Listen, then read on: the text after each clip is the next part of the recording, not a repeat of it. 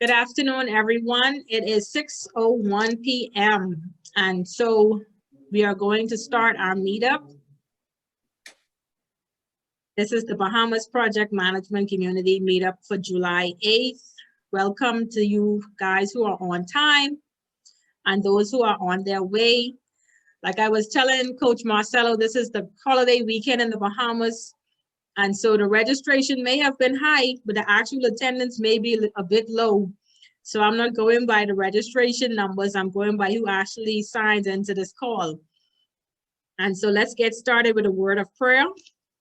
Heavenly Father, we thank you once again for an opportunity to come before you in this atmosphere of the Bahamas Project Management Community. We thank you for those in attendance. We thank you for those who are on their way. Lord, we know that everything that is said and done here will be done with order and decency and to bring honor and glory to your name. We thank you for your will and for your purpose for this community. And we thank you for your blessings, your grace, and your mercy on all of our lives. In Jesus' name we pray. Amen. Amen. And so before we get started with Coach Marcelo, I just wanted to share a bit with you about some of our upcoming events. As you may know, I send out notifications that we have a certified Scrum Master training that's coming up on July 8th and August 1st. It's a full day on Saturday, July 31st, and a full day on August 1st, 9 to 5 p.m. And so that's up on our website. And we also have an option where you can actually make a payment plan. So if you're having challenges finding the full $800 upfront, we have options where you can pay in increments before the training actually starts. And I'm going to share my screen and show you how to find that link on our website. Can you see my screen? Yes, okay. So if you go on the More tab and you go into training, that brings up the Certified Scrum Master information. It tells you why you should take this class, what you will learn, who will benefit from it, the topics that are covered, what you'll get, what's the cost, who's the instructor, and you have a link where you can pay the full $800, or if you want to do the payment plan, you can just send an email to info@creativemindsprojects.com with the subject CSM training, and we will have someone from the team reach out to you and discuss payment options. Additionally, we want to share with you Project One. Project One, as you know, is our kids club, which is going very, very well. I know you would have seen a few posts that we sent out talking about the different business ideas that the kids have come up with. And they are such an incredible group of kids. They have such unique and innovative ideas about business and how they want to market their goods and services. And their questions are very interesting, very peculiar sometimes, and they just keep us going. And so we're having our in-person social with the kids on July 24th. We're not disclosing the location of that to the public because of COVID restrictions, and it's just going to be a closed group with the children so they can actually meet each other in person, and it wouldn't be any breaking of the law as far as the COVID restrictions with the children. And so we're still asking for your support through donations. We're having where the children are going to be issued awards and trophies, and we want to give them gift bags with a few different treats in there, where we can come up with gift certificates, where they could have like $25 for the Mall Marathon to help them purchase their school uniforms. That's something that the team has been discussing, but we need your support. So we had a few persons reach out to us and sponsor a few of the kids who had challenges coming up with their registration fee.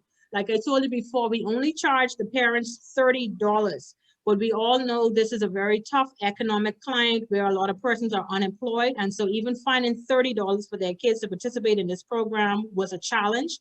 And so I thank those of you who actually stepped up and said that you wanted to sponsor a child to be a part of this program. They are learning a lot as far as marketing. Some of them have actually started their businesses. Some is just a concept at this point. But we have, I'm going to talk about my 9-year-old daughter, Victoria, because she is like my success story with this program. She started her business, Sweet Tooth, where she does a weekly bake shop. And so this is her 3rd week baking for Sweet Tooth, and she has been sold out every single week. She only takes enough orders that she can manage and bake herself. I do supervise, but I don't want to spend hours in the kitchen baking with her. And so I only allow her to take a small amount of orders that she can get out in a few hours. And so she's booked out even for next week. I think she started to take orders for next week. And I want to give a shout out to my friends in South Florida, who, even though they're not physically located in the Bahamas, they said, I want to support these kids and I want to support Victoria and Sweet Tooth. So what they did was they sent the funds to purchase the products from Victoria's bake shop, and Victoria is going to take those goods to the Ramfully Home for Children and to the an old folks home. And so those products are going to be donated. So she got orders that she is going to take to the children's home and to the old folks home. So I really appreciate the support with Victoria's business from my friends in South Florida. They're not here, but they're awesome. So I appreciate that. And finally, want to talk about our upcoming events. We haven't developed the cadences yet as far as when we're gonna meet, but as it stands, we're meeting on the 2nd and the 4th Thursday of every month. There's a survey that I'm gonna put in the chat before this meetup concludes, where I want you to complete the survey, because that gives us a bit of a tool where we could have feedback to kind of work out the kinks with the community since we're just newly formed. But our upcoming events is the 22nd of July, that's on the calendar, with Chi. He's the Nigerian Scrum Master, the Scrum Apprentice. He's speaking on agility. What does agility truly mean? And then we have Colin Thompson. He's going to be joining us from Shanghai, China, and he's talking about blockchain and business. And so that's the 2 meetups that we have on the calendar. We have the other ones for the rest of the year that's going to be posted later on as we confirm our speakers. And so you can go ahead and book any events that you see posted on our website. You don't have to wait until the event. The system is going to give you a reminder once the event comes nearer to the date that is actually going to be held. And as usual, all of our meetups, we take the recording and we do a little editing on them. If I make a lot of bloopers, then we edit. Some I just tell the team, just release it. You know, the bloopers are funny to me, so I don't mind if I come off a little, you know, silly sometimes. You know, that's my personality, so I don't waste time with having to try to edit our meetups. Just let it run. So after the meetup, we take a few minutes and we look over the recording, and then we post it on our YouTube channel. So if you are not present at a meetup, you can always go to our YouTube channel and watch the recording of the meetups, and feel free to subscribe to our channel and also leave a few comments. I'm considering posting the survey on the YouTube channel as well in the comment section. For those who watch the recording later on, you can still participate in the feedback survey so that we can improve upon our processes. Project management is all about inspection, adoption, and continuous improvement. And so that's our tool to improve upon our meetups. So without further ado, I will introduce our speaker for tonight, because I told him I will only take 10 minutes and I'm at 6:10. Marcelo Lopez Jr. I've known Marcelo now for as long as I've known everybody in the South Florida community, for over a year, little over a year. And I have come to admire Marcelo as being one of the greatest presenters I've been able to actually sit in the audience and listen to. He's very knowledgeable, not only on Agile and Scrum, but he's a Kanban guru. He loves Kanban as well, and I'm looking forward to continuing my Kanban journey under his tutelage. I've already started my first certification in Kanban, and I'm excited to continue that journey. And Marcelo is a senior agility instructor, and he's going to actually be kicking off the education of the Bahamas on Agile and Scrum. This is our first actual conversation about Scrum in this platform. And so Marcelo, without further ado, the floor is yours. Thank you so much, Andrea. I really appreciate that. I don't know how how to follow up with that. Starting off with a prayer was always a good idea. I'll leave it at that. It's always a good idea. So I hope you guys can see what I'm presenting. If I could get a confirmation, I started to share, but if you guys can see, that's awesome. Okay, and so you know, I don't know what else to say about myself other than, yeah, I'm a Scrum trainer, Kanban trainer. I have lots of letters. That's why I just put TBD, because I stopped putting letters after a while. PMP, over a decade. And so one of the things that we're going to be talking about, and by talking, I mean, I want us to have a conversation. I truly do. I don't want to be out here just sharing with you the stuff that's on some slides and stuff. I want us to have a formal conversation. So I would really hope that some of you feel motivated to speak up and just cut me off. I'm totally cool with that. Little background for myself. I've been in software development in some form or another for over 40 years. Yes, I think we've established I'm the oldest person in the room. I first started software development when I was 11 years old, when I saved up my money to mowing lawns to buy a used Apple computer, okay, and started programming that way. Over various decades now, I've worked at companies such as the Itty Bitty Machine Company. You might know it as IBM. Before I transitioned to doing what I do now, which is as a trainer and coach, I was the chief product owner for a medical device company based here in Miami. And to kind of put it into context, from where I'm literally sitting right now, if I were to point in that direction, I'm literally a mile from where my office was. And so people ask me, Marcelo, are you nuts? Why would you leave a job where you work a mile to travel continents? I've been to 4 continents. I haven't been to Australia yet, doing what you do. And it's because I came to a point where I realized that I needed to spread the word. And the word is agility, and the word is what agility can give people. And so I transitioned to what I do, grabbed my bag with my PMP, my Scrum trainer, my Kanban trainer certifications, and said, I'm going to go help people. And so one of the things that I encounter quite often is this subject. I teach Scrum as a trainer very regularly, and the subject of tonight's topic is one that comes up practically every single class, okay? And so what I want to talk about are some myths that go along with being a project manager in an environment that uses Scrum, some truths about it, and to kind of reconcile some things from this conversation. But what I'd actually like to do is I'd like to start off with some truths, okay? And so let's start off with some truths about project managers. Project managers have to deal with some things called the constraints, okay?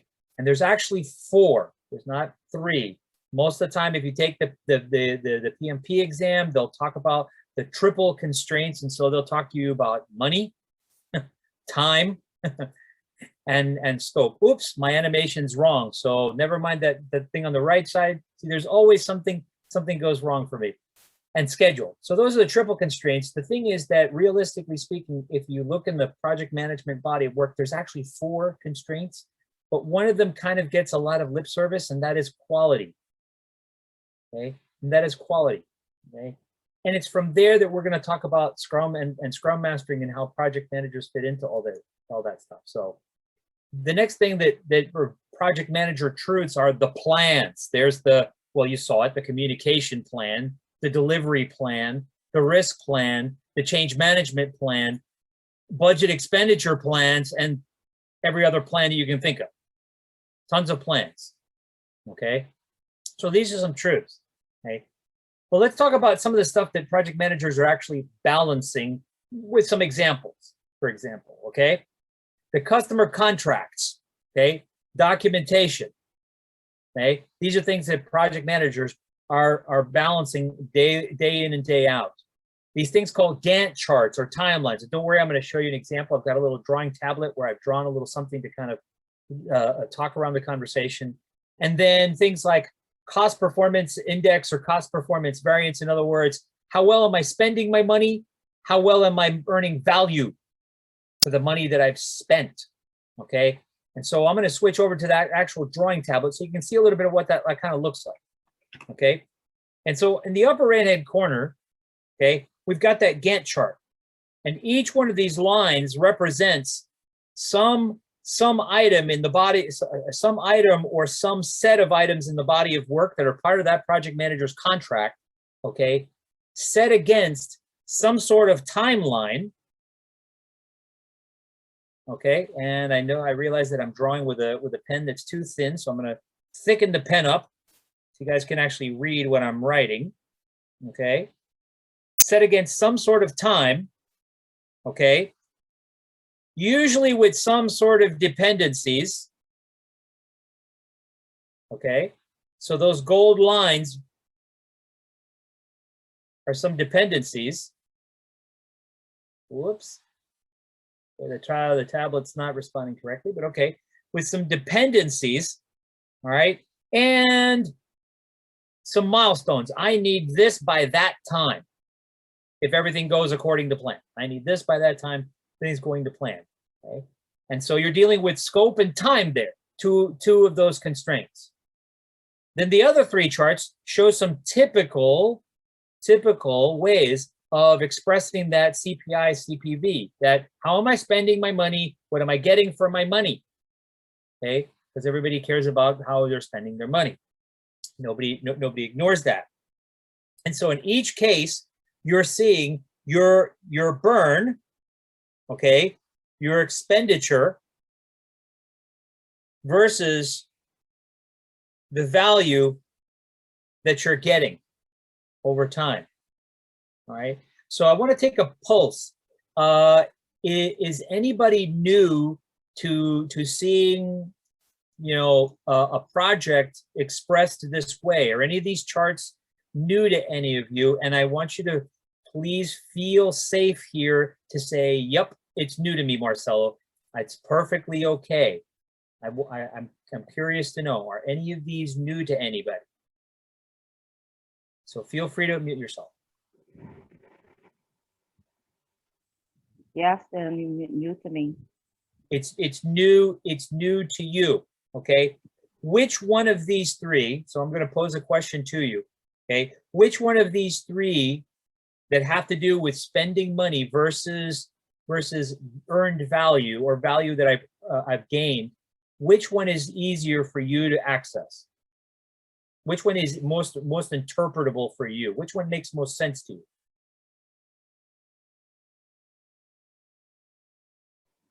Probably the second one. Okay, so this one right here. Yeah. Okay, fantastic. Because the two lines are probably closest into relation to you, right? Yeah. Yeah. It's like it's a race. Yeah. Yeah, it's like a race. Is my money going to run out before I get what I want? Yes, right, yes.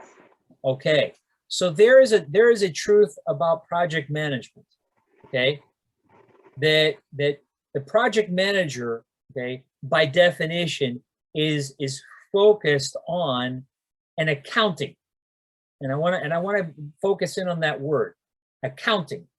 And when I mean accounting, I don't mean in the accountant sense.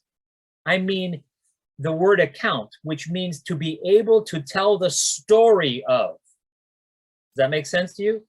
They're able to tell the story of how I spent my money versus what I got for it. Okay? And that word accounting is very important because it's going to come back later.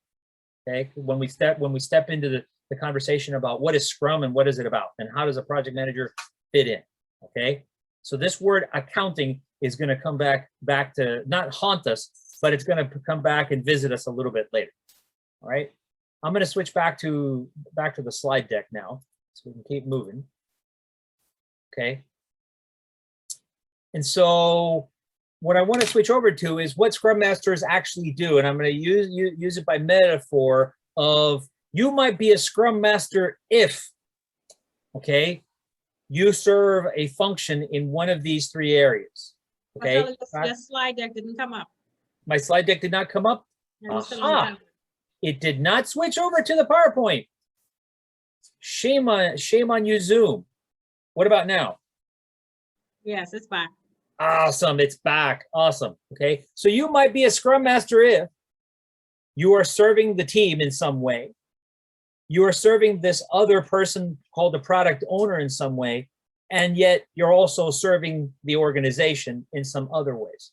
Okay, so we're going to look at the ways that the Scrum Master serves each one of these. Okay, let's look at the team first.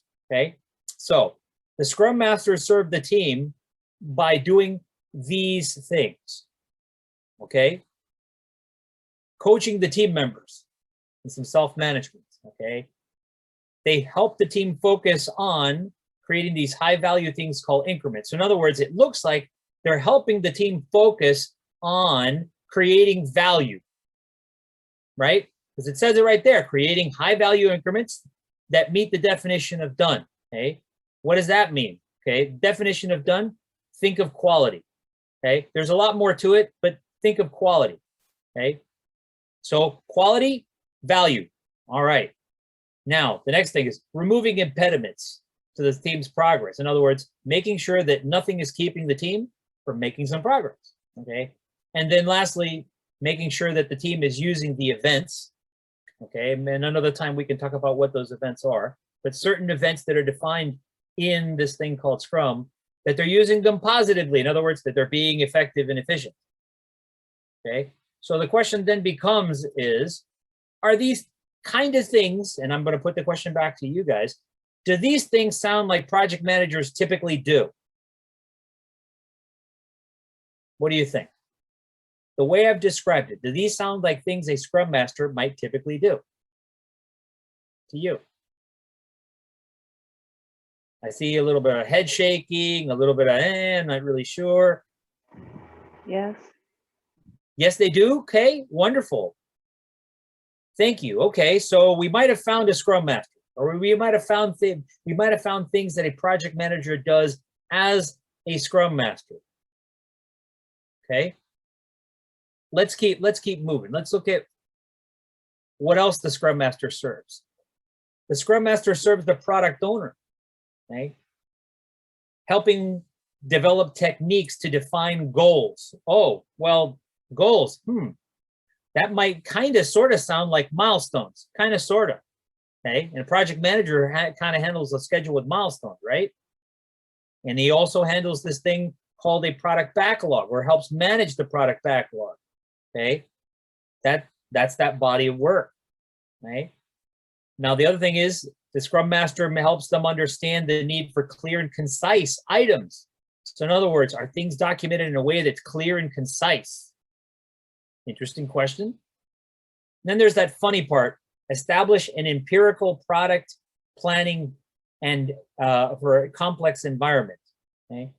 The way you would interpret that is to say, in an environment where things are changing, make sure that you're able to convey what that change looks like as it's happening, when it happens, to who it might matter to. Does that make sense to you guys? Okay. And we talked about one of the project management truths is, hey, there's a change management plan. So sounds like we've got a little bit of some other clues there, right? And then that last tidbit, facilitating stakeholder collaboration as requested or needed, okay? That, going back to, is making sure that things are being communicated and discussed, okay? And reviewed regularly and effectively, right? So then again, the question, as I've described, are these things a project manager might typically do? What do you guys think? What do you guys think? I see a little bit more head nodding. I see some thumbs going up. Okay, so it's starting to look a little bit. Thank you, Kay. I appreciate that. It's starting to look a little bit more positive. Things are starting to look a bit more positive. Okay, and then last but not least, the Scrum Master serves the organization, and by the organization I mean anybody outside the team. Anybody outside the team, okay? And how do they do this? By leading, in other words, demonstrating what it is to be in service to someone else. One of the core concepts of being the Scrum Master person or persona is of being a servant leader. If you guys come to the Scrum Master class that Andrew is putting together, okay, you'll find out a whole lot more about this idea of servant leadership, okay? And how do they serve? By helping educate, training, by helping coach, by helping promote the healthy use of Scrum within the organization, okay? Maybe they help them put together plans and advising where those plans could be put into use inside of the organization, okay? And then also helping employees and the stakeholders that they work for understand how they can work together when things need to change, okay? And then last but not least, helping remove any barriers between these people talking to each other, okay? Okay, if anybody's worked as a project manager, has this ever happened to you where you're hearing somebody complain in the team and you turn around to them and say, have you just gone up to them and talked to them about this? Okay, it is or can be just as simple as that, okay? Sometimes removing the barriers is helping people recognize that, hey, it's okay to talk to each other, okay? It's okay to talk to each other. So again, the question then becomes, are these things that project managers typically do? Again, team, what do you guys think? Do these things sound like things a project manager typically might do? What do you think? Okay, I'm seeing one thumbs up. Yes. I'm getting a yes from Kay. Thank you so much for that. My only doubt would be concerning training.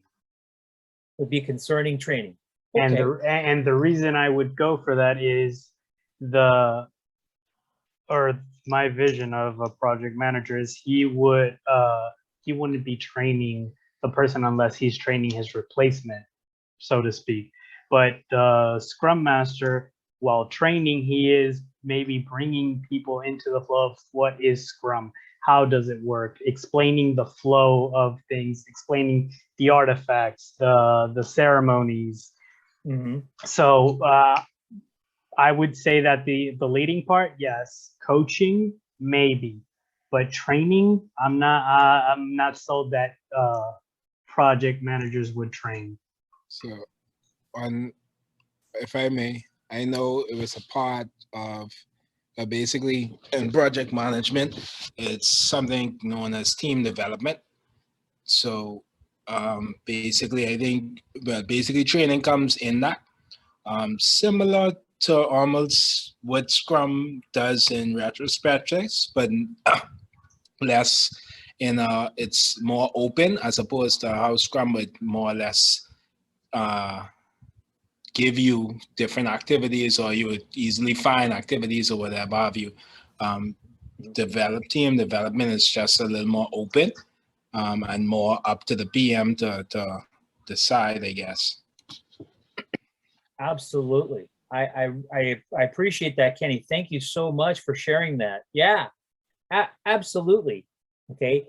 If the project manager, okay, possesses the knowledge of Scrum and how to use Scrum, okay, then, and by the way, I get project managers typically in my classes all the time. There's always a few, all right. I recommend them at least try it. At least try to help others understand and connect with what this Scrum thing is. Okay, is it going to be perfect? Probably not. Believe you me, before I transitioned to doing what I do today, I trained 154 people plus my management team. Okay, was I good at it at the beginning? Was I great at it in the middle? No, I stunk terribly at it. I had to learn a lot about my own ability to convey things to others in a concise and accessible way over time. It took practice. Okay, So nothing says that the project manager right out of the gate must be able to do this perfect. Come on, guys. No, no. But if you have the disposition and the inclination to serve the organization, then I would encourage project managers to give it a try. Okay, at least try it.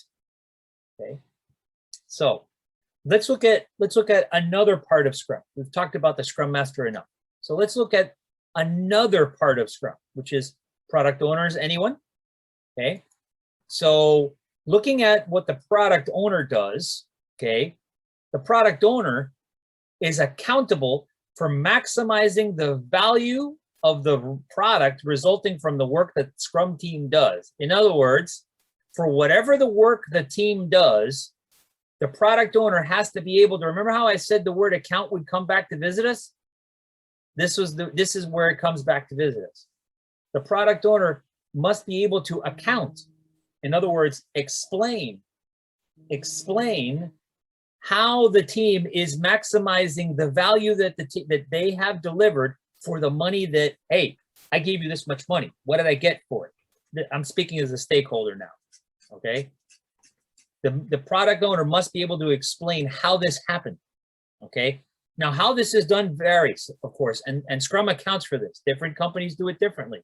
Some companies do it the way that I was explaining with CPI, CPV, and all those sorts of things, okay? So those things vary, right? But at the end of the day, it's that product owner that gives the accounts for what did I get for my money, right? The next thing is that they're accountable for making sure that the body of work, okay, is communicated, including goals, okay? It's communicated and it has goals, okay? That it's captured whenever something has to be documented and it's clearly communicable. In other words, it has to be accessible to the people involved. They have to be able to have a conversation around it, okay? And then putting it in some order. Why? Because something comes now. Something's got to come later, right? So we can't do it all at one time. I mean, how many people can you walk through one doorway? You're going to get stuck. So something has to have some order to it, okay? And then that it's transparent. And what I mean by that is, and what the Scrum Guide means by that is that it must be truthful. Nothing is hidden from you, okay?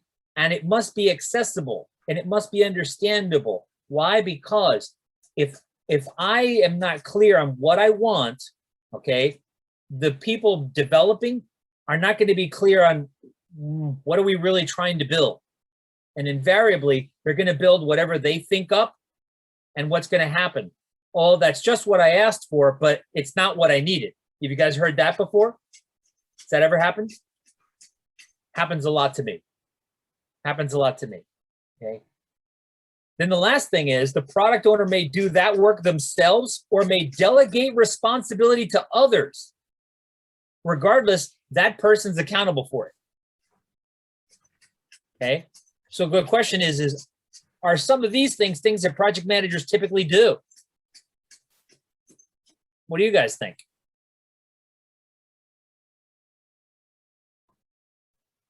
Any thoughts? I've put him to sleep, Andrea. I noticed. Oh boy. I'm just thinking that the project manager would handle the work breakdown structure, not necessarily a product backlog. So just maybe the terms are different, but the concept is similar. Mm-hmm. Yeah.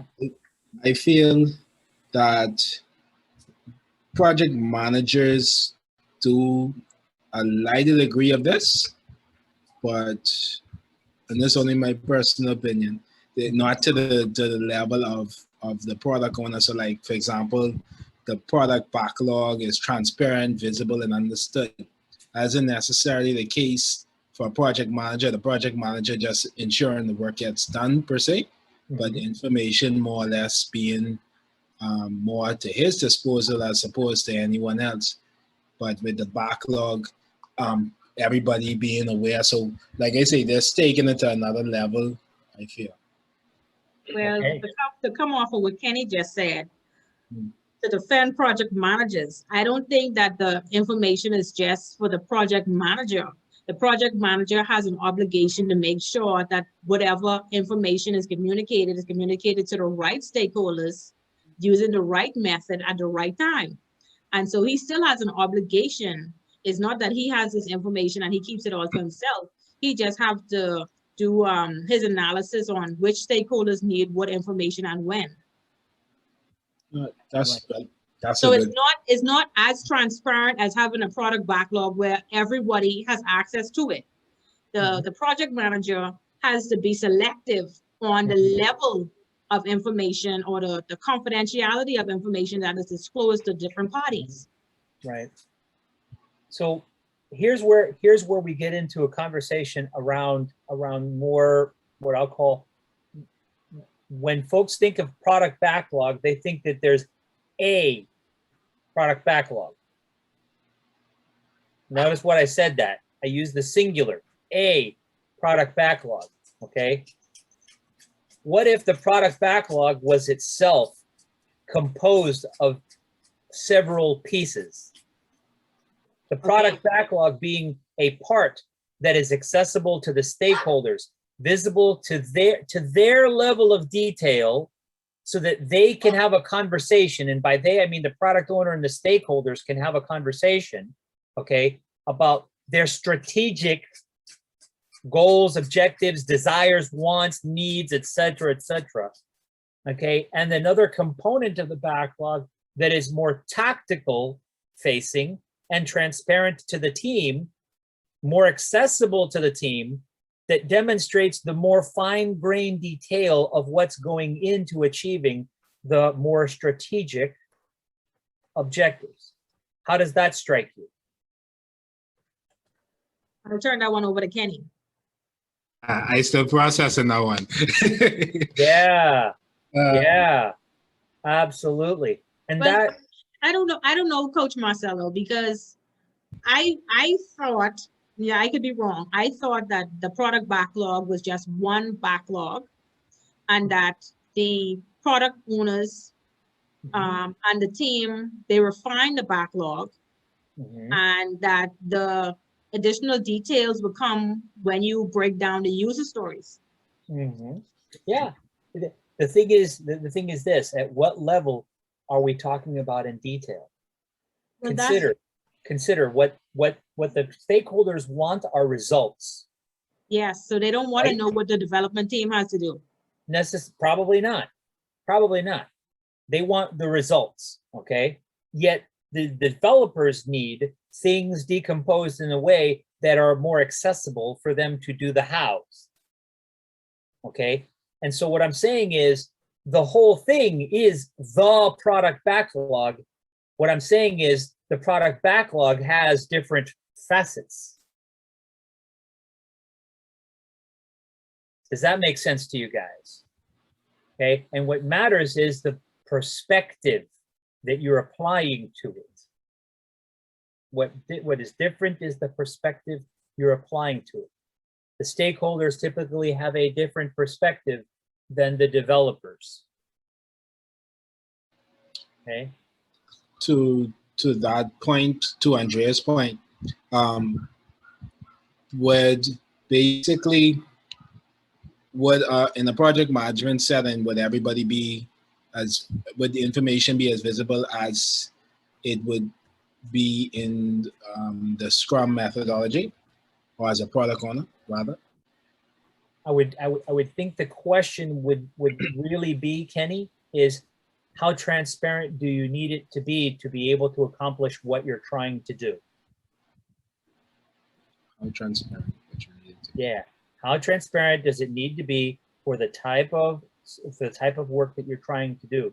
In other words, in project management, from a project management perspective, there were plans that I would share with people who had a V in their title and that way. Okay. And people quote unquote, I mean, if we're talking org structure, people that way, they don't see those plans. And the reason they don't see no plans is there's several, but I'll tell you one of them. I don't want their brains to go squirrel. I don't want it to be a distraction. Okay, so they're transparent, okay? There is a bridge between them where periodically some people go up and some people come down, okay? But for focus reasons, I keep these two sets of plans somewhat segregated from one another for the purpose of me being able to focus the conversation to the perspective that I need it focused on, okay? And that wasn't even speaking as a product owner. That was just a project manager. I don't want people going squirrel. Why? Because I don't like being in 8-hour meetings. I don't know about you, but I don't like being in an 8-hour meeting. So with that same example, to switch that to a product owner, is that possible, or is that common practice to restrict information from some and have it, I mean, and what you do it, the reason why you do it makes a lot of sense. Yeah. But in the product owner setting, is that a common practice? Let's put it this way. What I'll say is it's a common practice among people who I know that have been doing it for a while, that they've been giving it some thought, okay? Because I'll tell you who I learned that from, okay? I learned that from, there's two guys who wrote the Scrum Guide, okay? One of the things that I didn't share with you guys is I have an interesting connection with the Scrum Guide in that over a decade ago, I took it from its native English and I put it in a different language called Spanish. Algunos de ustedes hablarán en español. So that if you go look at where the translations of the Scrum Guide are, you'll probably find my name, okay? So this little tidbit is something that I learned from Ken Schwaber himself, okay? Is who needs this transparency, Marcelo, and for what reason do they need that transparency? Okay. So what I will say is I have found a lot of practice where it is not used. Where I found it where it is not used, I help coach it to help people manage that amount of impact to their brain. Because when your backlog is this big, you get a lot of different mental impact that when your backlogs are this and that big. That might mean that you might have to context switch a little bit, but at least when you're working here, if you decide you're going to work here, you can focus and not have to worry too much about this one over here.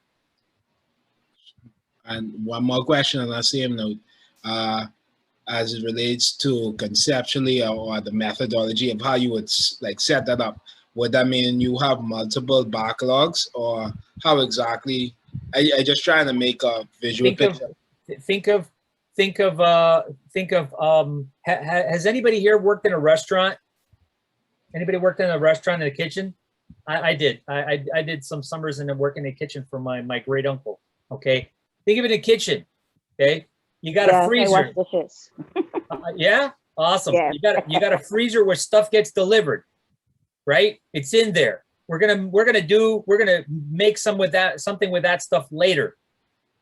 Okay. Then when we decide a little bit more about what the menu plans look like, we take stuff from the freezer and we put it in the fridge. Okay. Because we're gonna do that sooner than later. So it's sooner. Okay. Then when we decide what the menu is for today, for example, we take enough stuff out there and we bring it out to prepping area. Why? Because we're going to cook stuff with it soon. We might keep it in little chillers and stuff like that, but we start doing some prep for it, okay? If you want to connect it back to Scrum, think backlog refinement, okay? We're doing a little bit of prep for it, all right? Then you get an order for something, okay? And you start saying, well, I need to get a little bit more clarity, so I need to get some things in order. So you prepare some things and you put it on a back burner. You start simmering the water, simmering some sauce, boiling some water. It's in the back burner of the stove. Okay. Once stuff starts to get closer to being needed or ready to work on, you move it to the front burner where you actually finally put together the dish that you're going to then plate and serve.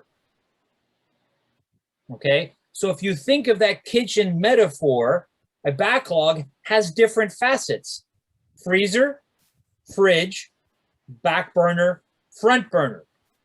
Once it's in the front burner, it's done. It's off to the customer. Okay? So there are different facets. All one backlog, different facets. Different facets. Does that metaphor help you? Yes, yes. Yes, Awesome. a lot. Fantastic. Fantastic. This is kind of one of those situations, but wait, there's more. So there's a part 2 to this. But wait, there's more. Okay? So here's where it really gets interesting for project managers that may serve as product owners. Okay? For them to succeed, the whole organization must respect their decisions.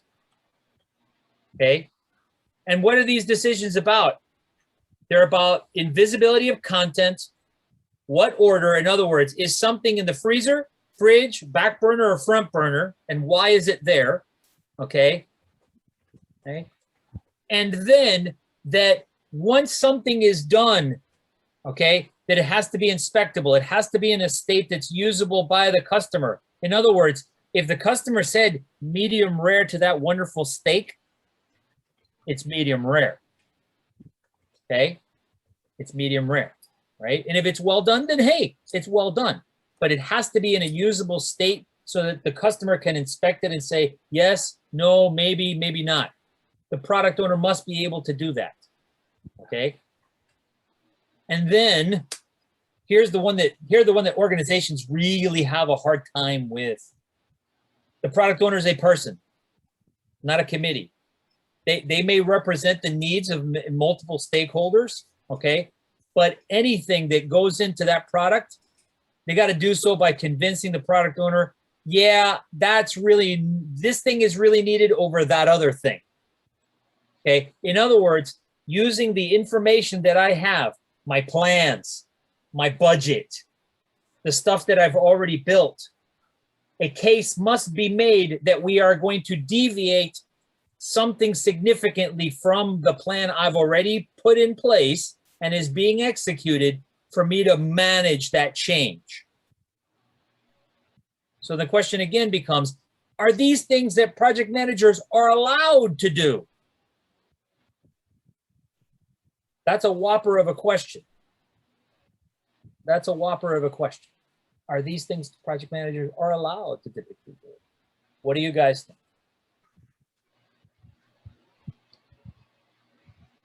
I can see a project manager coming up with some of these ideas, decisions, suggestions, and not necessarily making the decision, almost delegating to, but more proposing this is a decision to consider. Yeah. So when it comes to this, I want to say, well, in the project management space, I know a lot of times it depends on the organization itself. So like what type of matrix it is. So with that being said, if it's a weak matrix, whereas your decisions, not much people gonna respect per se, you have to make things happen through other means, or if you get some, or if it's a stronger matrix where you have some delegated authority or whatever, naturally that would change the dynamics. So I think that might be a factor when you're comparing the two. Right. Yeah, no, I totally hear you. Yeah, and I hear you too, Laura, that these are some things that some project managers might be able to recommend, but it's that decision-making power. Yep. Well, I would add on to what Kenny and Laura said, because when you think about project managers, you also think about they have to go through a change control board. So they don't really have the final say. The final say is based on the CCB and basically what the stakeholders want. Yeah. So these are some of the things that organizationally challenge the role of the project manager when an organization says they want to use Scrum, okay? Because what ends up typically happen is an organization says, I want to do Scrum, when it's really, I want to use Scrum, okay? And so what often occurs is they do not fully think through the implications of changes to that CCB, that heavily matrixed organization, and the changing of the centers of decision making and the centers of accountability. And so organizations find themselves challenged to use Scrum, because what they want to do is, we want to fit Scrum to serve the way we're working already. When the purpose of Scrum is for you to help detect what isn't working and to help you motivate the change necessary to make whatever needs to work, in effect. That's really the power of Scrum. Go ahead, Laura. Big difference there. One is like, we want to stay the way we are and tack something on and make it kind of sort of maybe work. And the other is, let's go ahead with full scale change. Correct. Yep. Question being, so coming back to some of the question, where as a project manager, they more or less get dropped in an environment and they have to make things work regardless of, I guess, the organization itself. Mhm. As it relates to a product owner, do they always need some delegated authority in order to function? Ideally, yes. A product owner that does not have team level, at least team level decision-making authority of this is next, okay, is a stunted product owner. Because when I teach this stuff, Scrum, there are 3 functions. And by functions, I mean mathematical functions. Function, like F of blank, okay, mathematical function, okay? The function of the product owner is next, next, next, next, next, next, and all the components, which is Y behind it, okay? But that's the function that they own. Next, okay? The team, the developers, they own the function called create. We create stuff. It didn't exist before. We took whatever you asked us in whatever way you asked us of it, and we did whatever we do, and we created it. That's the function that the developers own. Function create, okay? And then lastly, what function does the Scrum Master serve? Actually has 2 parameters. That function has 2 parameters. Serve, improve. You could almost say that that second parameter falls into the first one, but it uses 2 parameters. Serve, improve. Okay, and those are the 3 functions of Scrum. The challenge here is that organizations, okay, want to impute other functions around it, okay? Or they want to say, no. You don't own next, you own kind of, sort of next. So that's one of the things that I would be observing for as a coach in an organization. Does the product owner actually own next or kind of, sort of next? And then work to help the organization recognize why that's not in their own better interest. Does that help, Kenny, at all? Awesome. Awesome. So we're in the home stretch, folks. We're almost honing in on where are project managers in Scrum, because Scrum doesn't say how a budget is managed. Okay. Scrum doesn't say how progress towards a goal is performed or managed. Okay. Scrum doesn't say how plans are communicated other than they should be. They should be transparent, clear, accessible, yada, yada. Okay.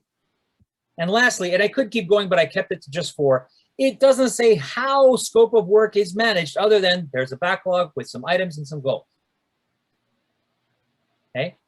It doesn't say how that's actually contained. Okay. And there's one more how that I should have put on here, but I didn't. What happens if you have constraints? Scrum doesn't say how you manage constraints that are external to the team. In other words, things that are environmental, but the team has to deal with, other than to say, you guys got to deal with them. Okay. And what I'm talking about is specifically are auditory, regulatory things, compliance issues. What do we do about that? Okay. Scrum doesn't say how to do it. It just says you better factor them into how you're doing your work, how you capture your work, how you manage your work, how you deliver your work. You need to make sure that that stuff's baked in. Okay. So typically what ends up happening is, for example, project management offices usually put together for any enterprise of a reasonable size, what they call an SOP. You guys heard of those? Standard operating procedures for project management. So when I go in an organization and say, Marcelo, we're going to be using Agile. We're also going to do this waterfall, typical project management, but we also want to use Agile. We also want to have Agile teams. My answer to that is, where's your SOP? Where are the guidelines and governance for how you're actually delivering what you're delivering? Show me that. Okay. And then let's take those things and factor, what would an Agile team need to do? What would a Scrum team need to do to comply with Sarbanes-Oxley? I'm speaking from the United States, so I apologize if your regulatory system is different in the Bahamas. Sarbanes-Oxley is a stock and exchange commission standard that says that certain transactions dealing with the financials, i.e. the bottom line, must be transparent, must be auditable, must go through quarterly evaluations, okay, that they are complying with the regulations of the Securities and Exchange Commission, okay? So that's called SOX, okay? Also, there might be some regulatory things in your particular industry. For example, in the financial industry where I'm involved in right now, there's a thing called the OCC, the Office of Currency Control, okay? Which means you have money coming in and out, especially if there's foreign currency. What are your controls to make sure that that you're not taking money from some terrorist somewhere or sending money to some terrorist somewhere, okay? So the systems and the software around those systems have to comply to those regulations as well, and they have to be auditable. So what we do is we extend the SOP to have an Agile team, a Scrum team, a Kanban team, regardless, as part of their definition for how they deliver the work and how they document their plans for the work, to include those constraints as well. Okay?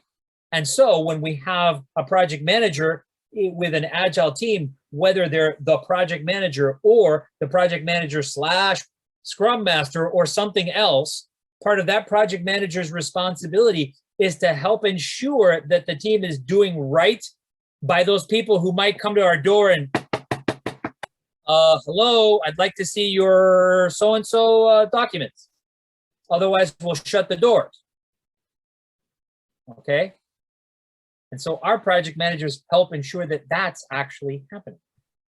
Okay? Scrum doesn't say how it happens. Scrum says, it might be a good thing if you did this stuff. And you might want to give some thought to how you're going to do it. Okay? So, the Scrum triangle, okay? The Scrum triangle, okay?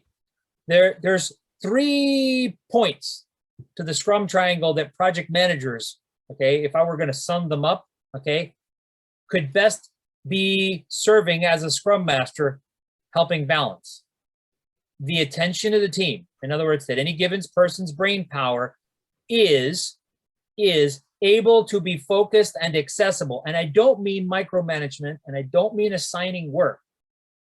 Okay, I mean serving them by helping them understand that they need to be paying attention to where they need to be paying attention. In other words, guys, ladies, we're adults here. You know what needs your attention. Focus. Okay. The next is swarm. In other words, are we paying enough attention to the things that need paying attention to?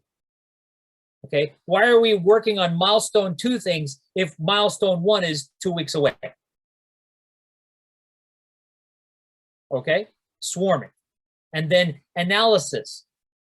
Okay. Okay, so we're finishing up milestone 1.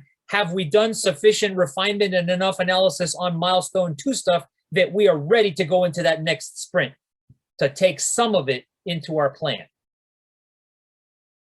Okay, attention, analysis, and swarm. And I want to tell you, this is kind of a rehash, because what's funny is that this is taken, I directly swiped it from a talk that Rick, who some of you know, and I gave literally 6 years ago for the South Florida PMI. This slide is completely borrowed from that slide deck. Okay, because they want to know, so what are the project manager balancing?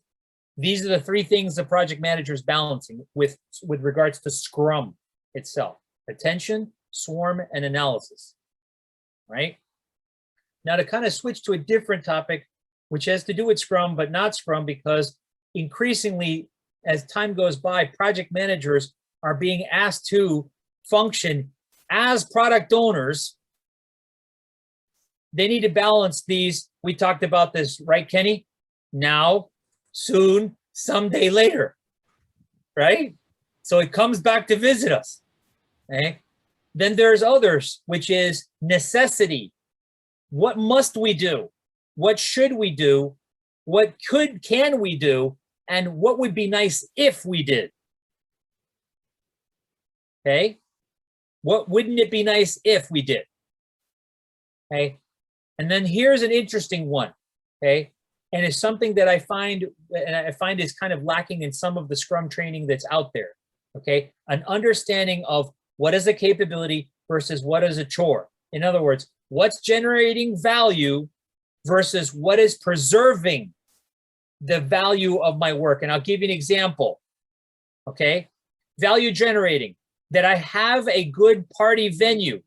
It has good sound system, it has a bar, it has a pool right next to it. That's the value generating capabilities of my party place. So what's a chore? Making sure that it's clean, making sure that the equipment is working, making sure that my bar is stocked, making sure that my pool has been properly chlorinated.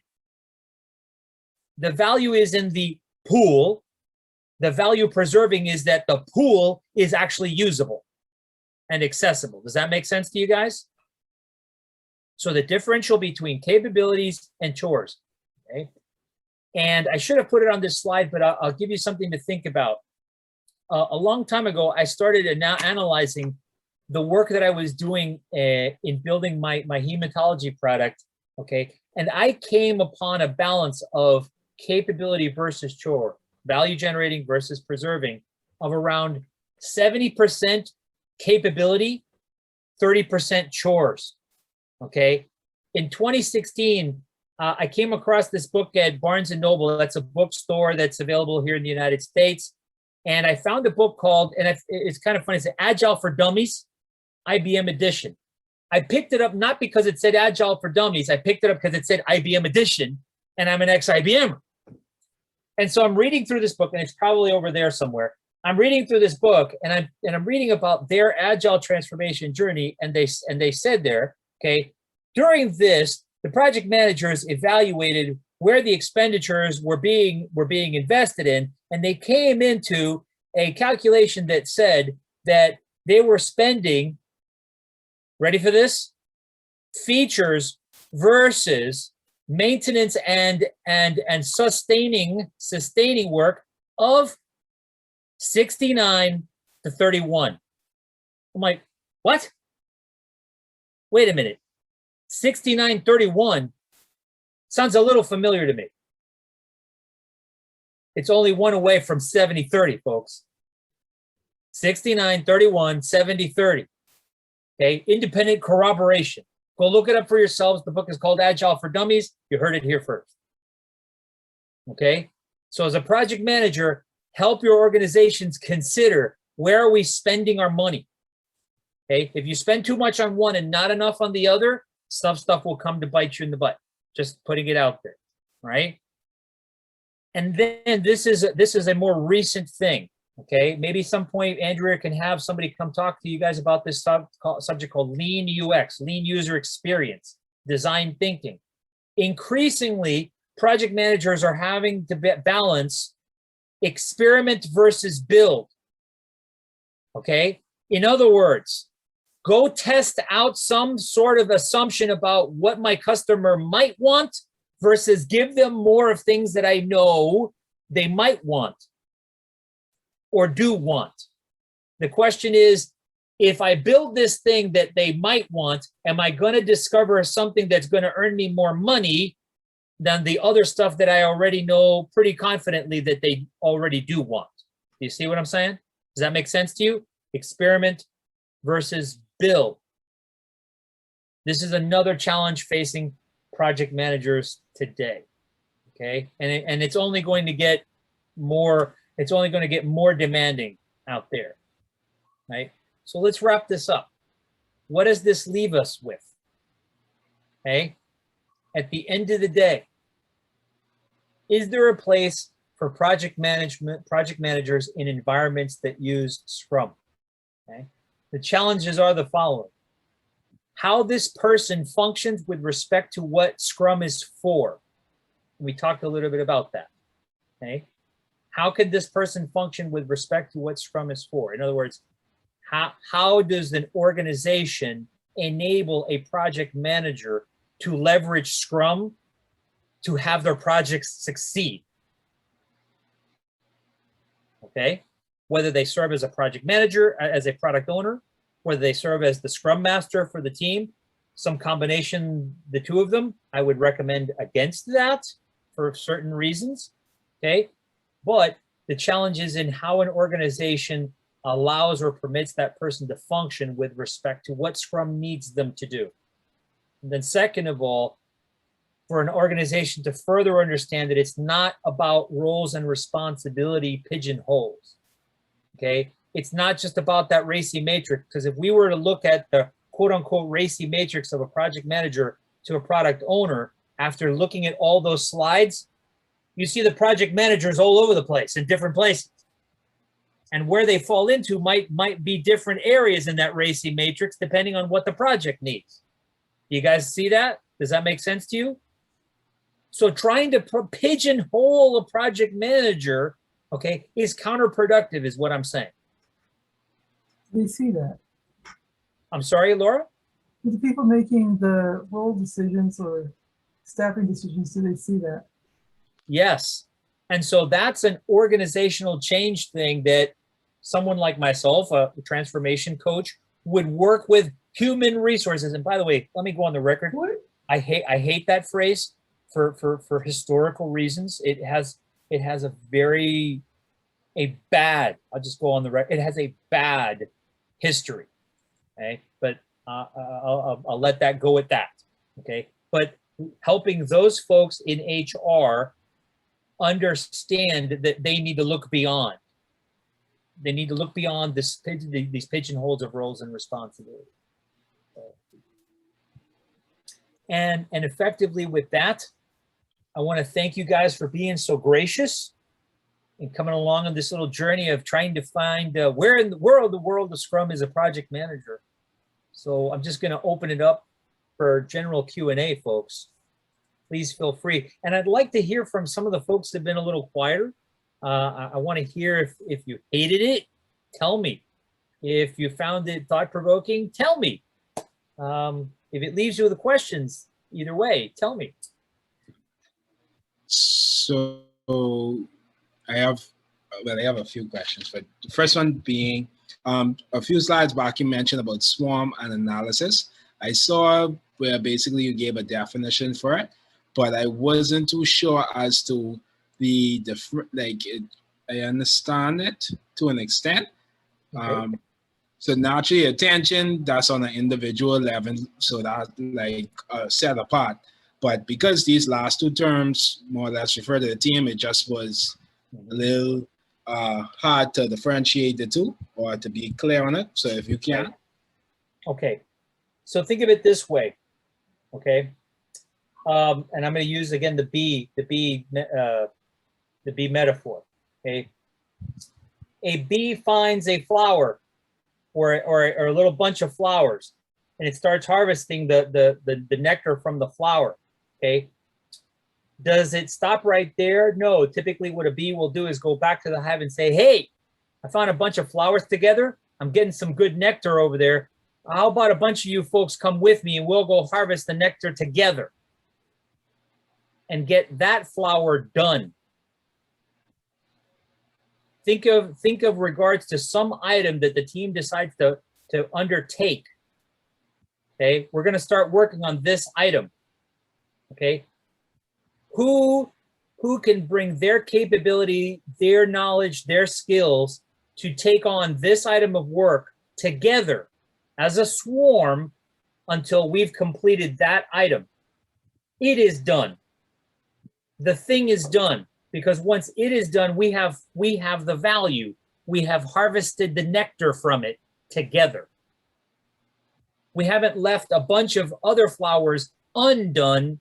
We have done this one flower and derived all the value from it, because we can't derive all the value potential until it's all done. Does that make sense?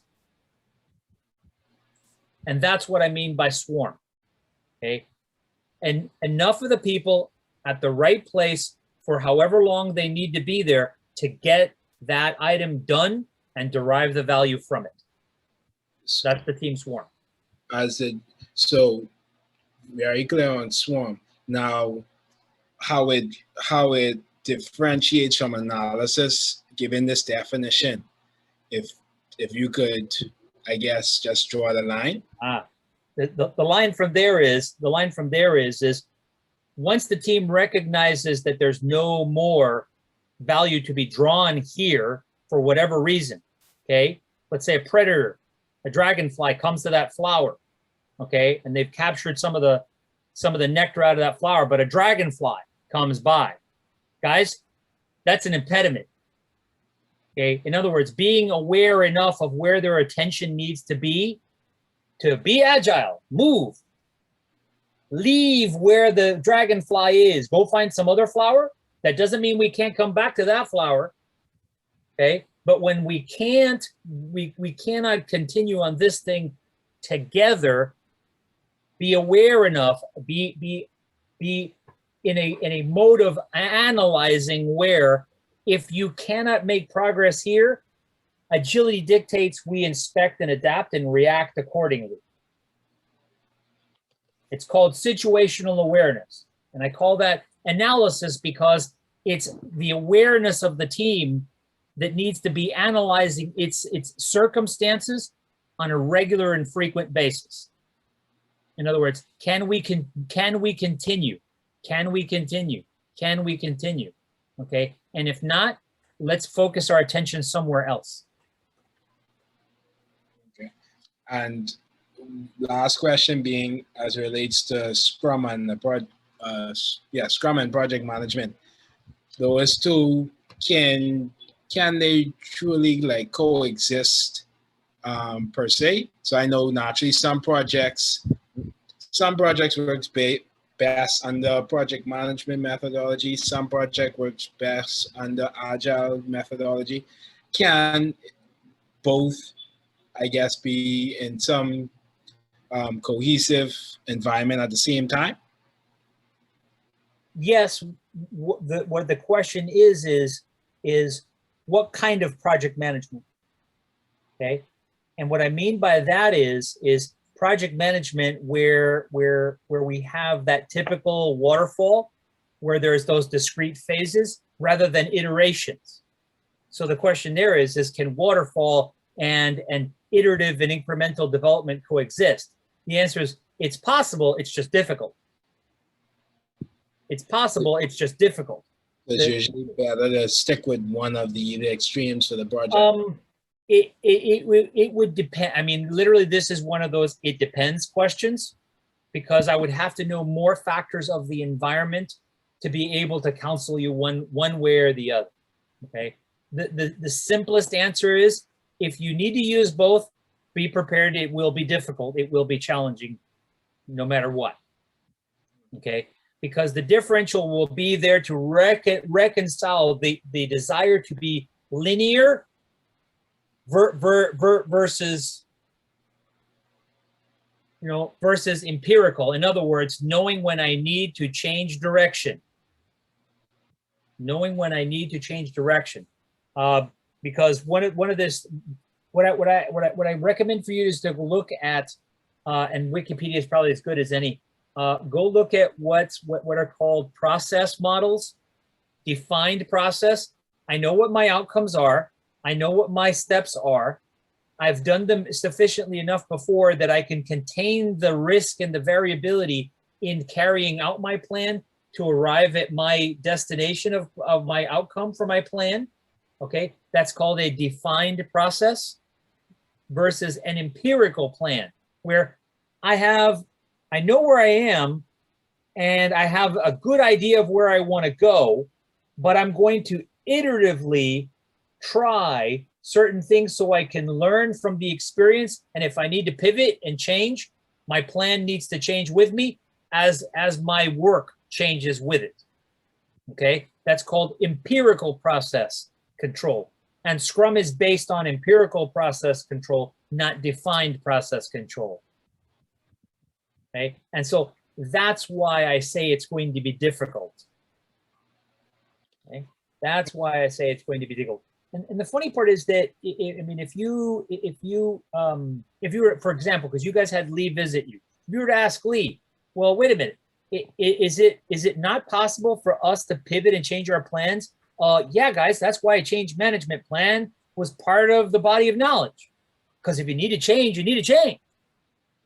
The problem here is that what often happens, and I'll just put it out there, PMOs forget about that.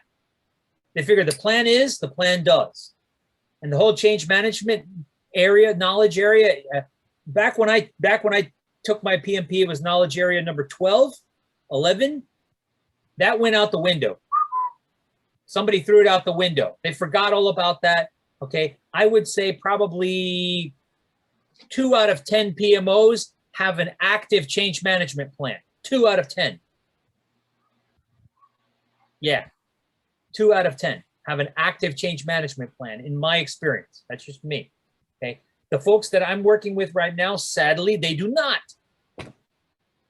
They do not have one. So I deal with it. Okay, and therein lies that friction, Kenny. That's going to be your friction. Okay, because with that change management plan, everybody should recognize, guys, when this happens, we need to inspect and adapt because of that. Okay, and these are things that we have in place for being able to manage that change. Cool. I think Laura had her hand up too, so I want to respect that, please. Well, let's see. My question at the time when I raised my hand was, in organizations that you work with or hear about, you see project management roles being renamed. They might have slightly different functions than they did before, but do you see them being called something else? Yeah. I've seen project management office called, I mean, these are just different catchphrases. I've seen them called anything from the agility management office. Yes, I had to take an Alka-Seltzer and Pepto-Bismol after that. I've heard them called the technology and transformation management office. I actually just heard that one recently. I've also heard them called I had that on the tip of my tongue. Doggone it. The Agile Center of Excellence. It's kind of like a veiled, we snuck it in. We're a project management, but we put on a different cloak. And so they don't really see us. What about the individuals? Do you see a different name for the individual people, different role name? Yes. I've heard of Scrum managers. I kid you not. as recently as last week. Heard of Scrum, called Scrum Managers. And then the funny part is that most people talk about product managers. Well, guess what? Product managers are product owners. The differential there is that they may oversee, okay, or may have concern over multiple products that are part of a overall what's called value stream. In other words, some area of different services or products that an organization derives value for a particular person or a particular sector of customer. Okay, and so people will often conflate product manager and product owner to mean the same thing. Okay, and the fact is that they kind of are, but they kind of aren't the same thing. Okay, but the differential there is that a product owner owns decisions. So if you want to stratify product managers and product owners, a product manager has a strategic ownership decision-making capability. The product owner, quote unquote, has a more tactical, decision-making and ownership capability. Okay, that's if you wanted to keep that hierarchical thing. And in my case, the answer is kind of sort of yes, because effectively I was the product manager for hematology, but I chose quote unquote chief product owner because it sounded flashy. Yeah, it sounded flashy. Also because that was the phrase when I took a class from Jeff Sutherland, who is the other co-creator of Scrum, called it, "Oh, Marcelo, you're a chief product owner." I'm like, yeah. And so I allowed myself to get bought into that. Okay. But at the end of the day, I was just another product owner. I was just another product owner. Don't get so sold on yourselves, folks. Okay. We're just humans on God's green earth. Yes, we are. So if there are no other questions, can you please turn on your cameras so we can take a quick snapshot before everyone else starts to leave? Thank you for staying around till the end. We normally take the picture at the beginning, but we had a late start with the attendees showing up. And so we're now going to take our picture. This is going to be posted on social media, just so you know, on our platforms. I'm still waiting on cameras to turn on. Everyone is like, nope, no cameras for y'all today. Thank you so much for joining us. And please complete our feedback survey that I've posted in the chat a few times now. And Sanchia, camera on or off so I can know whether to go or no. And key on you are sideways. Okay, all right. Now, okay. There you go. Okay, so everybody from South Florida knows we normally do a gesture. So Kenny already has his own. Marcelo was frozen for a while now. So we do something to symbolize the meetup, whether it's a thumbs up or heart. Some persons like to do silly faces. So however you feel, if you feel as though you learned a lot and you're going to be back next time around on when is our next meetup? The 22nd, I think it is. Yeah, I think that sounds about right. The 22nd of July, we're having our next meetup and we're continuing our discussion on agility and Scrum. So tune in again and we'll continue this conversation. So I don't think since she is turning on her camera, so we're going to say, what are we going to say? Scrum.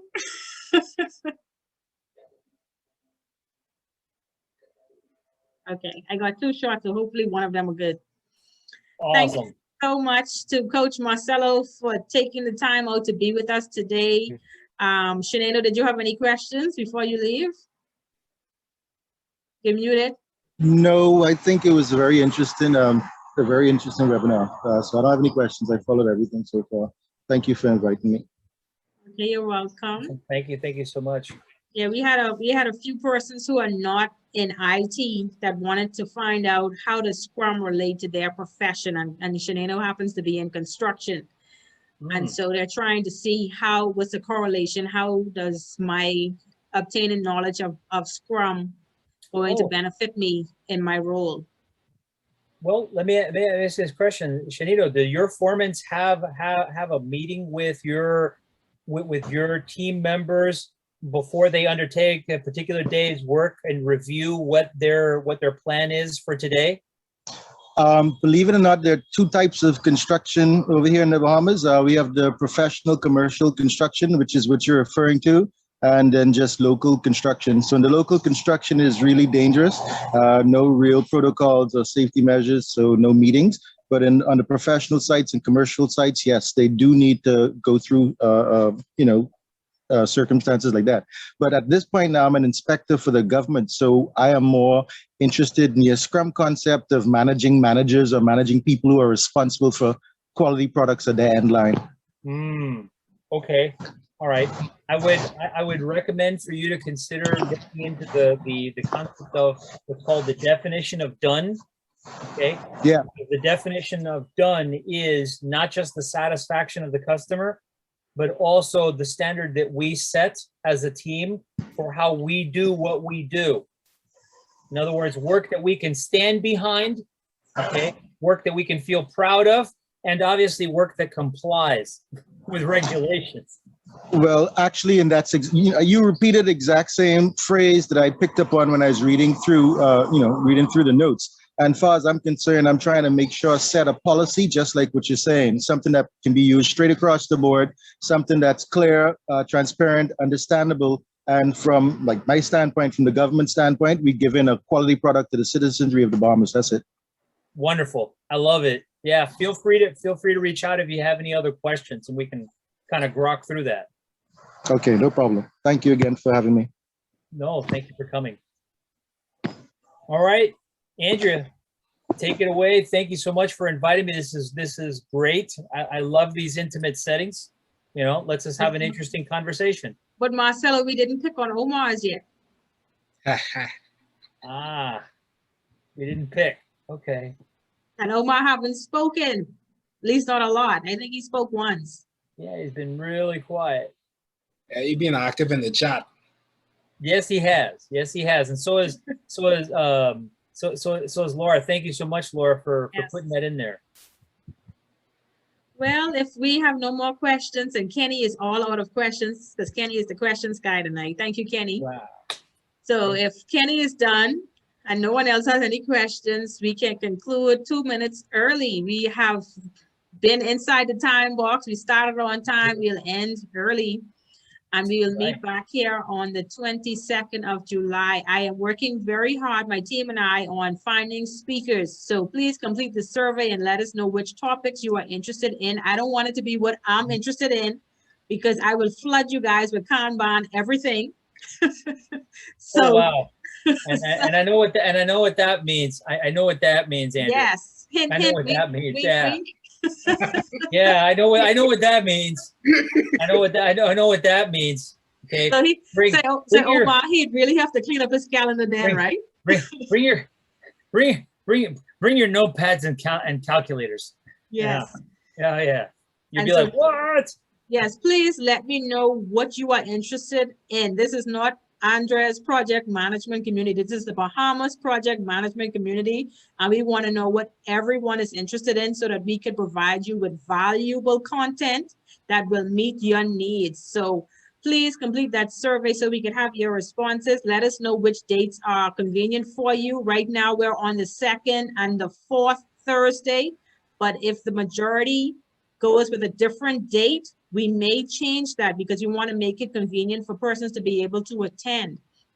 And so please complete our survey. We need that for our inspection and adoption and continuous improvement. That's what project management is all about: inspect, adopt, and improve.